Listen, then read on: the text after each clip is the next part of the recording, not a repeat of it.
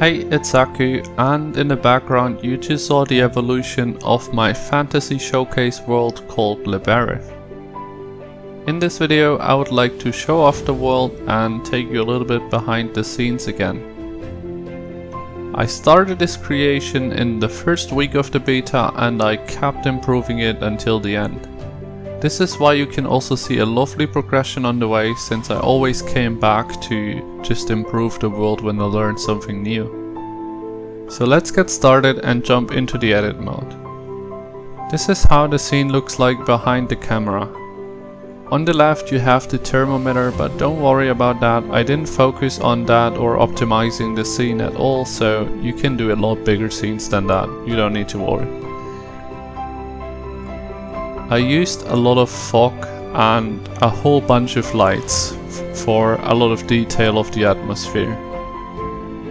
I used the lights mostly to highlight specific places or lighten out the dark, and I also made use of the light effects to make this like pointy style of light. I also used them to highlight the islands or the trees on it, and also to make this realistic reflection on the water. That's also why light is really important.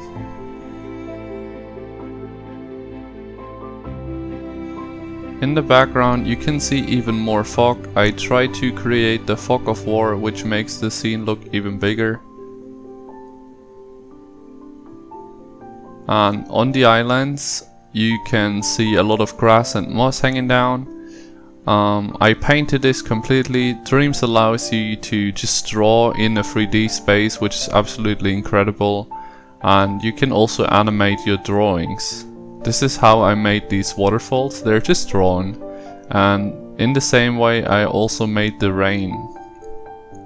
For those of you who played the beta, the rain is made in the same way as the art tutorial shows it to you, so it's basically just a stripe drawn with the ruler and then animated and cloned around.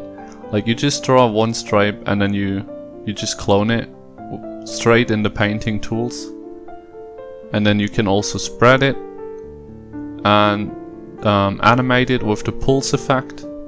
You can also adjust the speed, so how fast the rain should drop, and you can also set it around camera, which is so awesome because it will always rain wherever you are in that way. You don't need to worry where you place the rain in the scene. In the background I tried to create a forest-like landscape. I used another scene that I created, and I will show that in another video as well. Other than that, I have these kind of 2D trees, but they're also completely painted. They were the first trees I made for this scene. With effects you can make them look a little bit more 3D.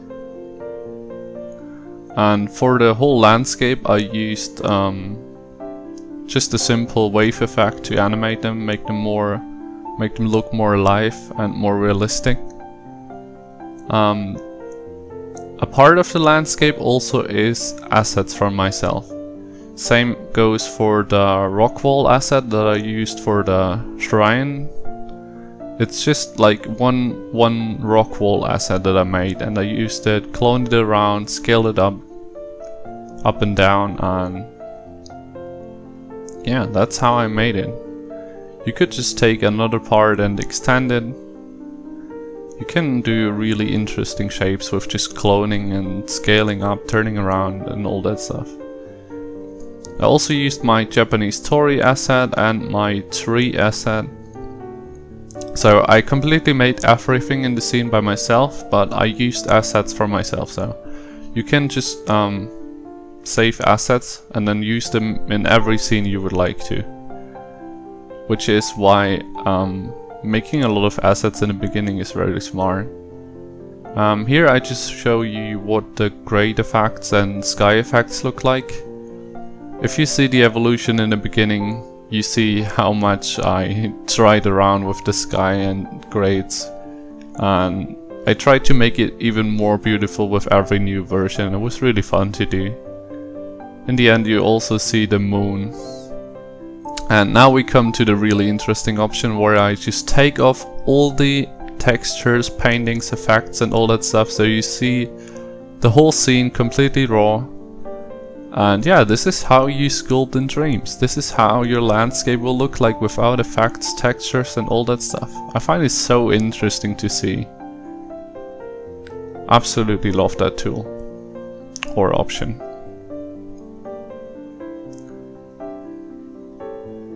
And then I also have set up a camera for the scene. For the camera you also have really cool options like depth of field. You can do black bars to make it look like an actual movie cutscene. You can change the depth of field and focus distance. And yeah, this is how the scene looks like in the end. At the end, I would like to thank every single one out there in the Dreamiverse who gave me absolutely incredible feedback down in the comment section of the world, and also to everyone who upvoted this world so it even became the #2 showcase world in the whole Dreamiverse. I was really happy to see it up there, and yeah, just thank you so much for the support.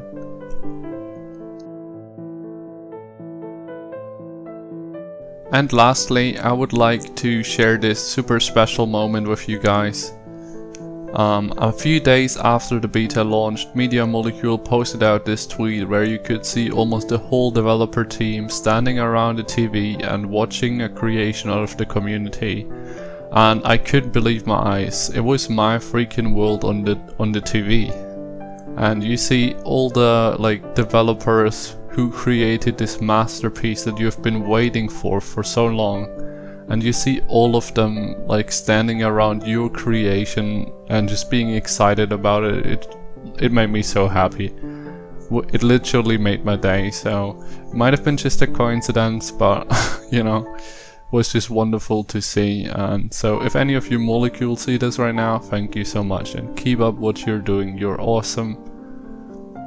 And yeah, that's it for today's video, guys. I would be super happy if you would like to share my dream with the world.